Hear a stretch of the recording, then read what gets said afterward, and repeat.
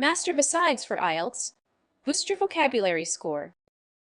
Besides is a versatile word that can significantly improve your IELTS score when used correctly. This lesson will help you master its usage and boost your vocabulary for the test. Word type. Besides functions as both a preposition and an adverb in English. Meaning.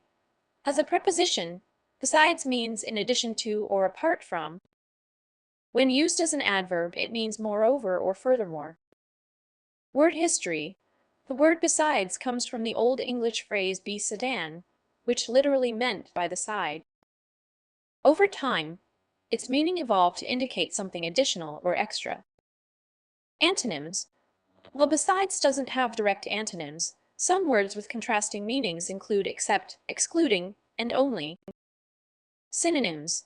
Some words with similar meanings to besides include additionally, moreover, furthermore, and in addition to. Examples used in sentences. Let's look at how to use besides in context. As a preposition, you might say, besides English, I can speak French and German. As an adverb, you could write, the restaurant was expensive. Besides, the service was poor. Common errors in use. One common mistake is confusing besides with beside. Remember, beside means next to, while besides means in addition to. For example, he sat beside me is correct when talking about physical location, but he speaks besides English is incorrect. The correct form would be he speaks besides English. To effectively use besides in your IELTS writing and speaking tasks, practice incorporating it into your sentences to express additional information or ideas.